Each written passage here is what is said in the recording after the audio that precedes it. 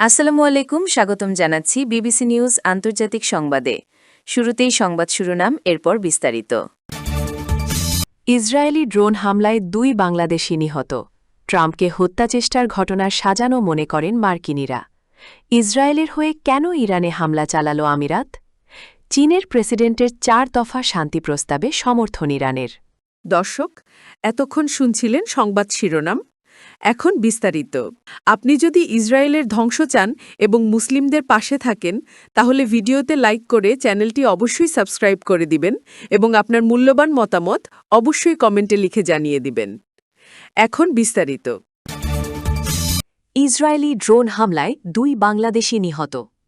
লেবাননের দক্ষিণাঞ্চলীয় জিবদিন গ্রামে ইসরায়েলি বাহিনীর এক ভয়াবহ ড্রোন হামলায় 2 বাংলাদেশি প্রবাসী কর্মী নিহত হয়েছেন। সোমবারের 11 মে এই হামলায় তাদের সঙ্গে এক সিরীয় নাগরিকও প্রাণ হারিয়েছেন বলে নিশ্চিত করেছেন দক্ষিণ লেবাননে অবস্থানরত সংবাদদাতারা। নিহত ব্যক্তিরা ওই এলাকায় শ্রমিক হিসেবে কর্মরত ছিলেন বলে জানা গেছে। ট্রাম্পকে হত্যাচেষ্টার ঘটনা মনে করেন মার্কিনিরা।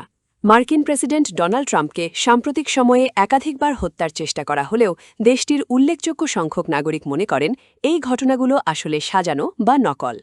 সোমবার 11 মে প্রকাশিত এক নতুন জনমত জরিপে উঠে এসেছে যে প্রতি 4 জন আমেরিকান নাগরিকের মধ্যে একজন মনে করেন গত মাসে হোয়াইট হাউস করেসপন্ডেন্স ডিনারে গুলিবর্ষণের ঘটনাটি পূর্ব পরিকল্পিতভাবে সাজানো হয়েছিল। অনলাইন প্ল্যাটফর্মগুলোতে ষড়যন্ত্রমূলক তত্ত্বের দ্রুত প্রসারের ফলেই সাধারণ মানুষের মধ্যে এমন অবিশ্বাসের জন্ম হয়েছে বলে ধারণা করা হচ্ছে।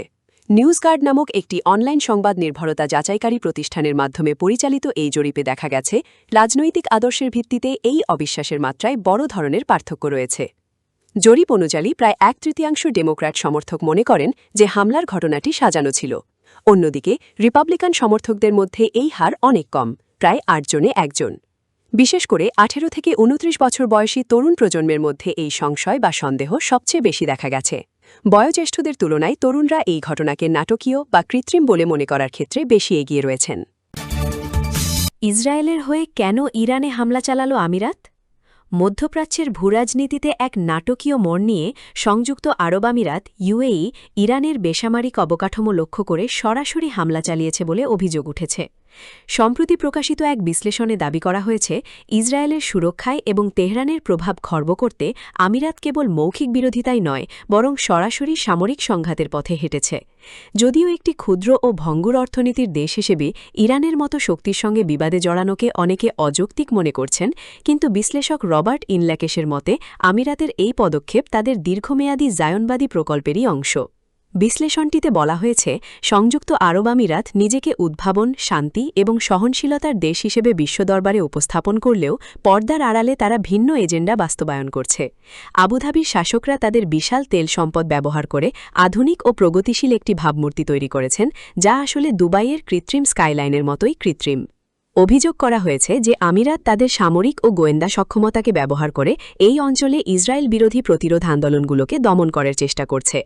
আব্রাহাম অ্যাকর্ডস বা ইসরায়েলের সঙ্গে স্বাভাবিকীকরণ চুক্তির পেছনে আমিরাত কেবল নিজেই যুক্ত হয়নি, বরং সুদান ও মরক্কোর মতো দেশগুলোকেও এই পথে টেনে এনেছে।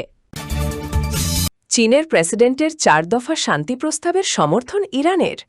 মধ্যপ্রাচ্যের দীর্ঘস্থায়ী শান্তি ও স্থিতিশীলতা ফিরিয়ে আনতে চীনের প্রেসিডেন্ট শি জিনপিংয়ের উত্থাপিত 4 দফা প্রস্তাবের প্রতি আনুষ্ঠানিক সমর্থন ব্যক্ত করেছে ইরান।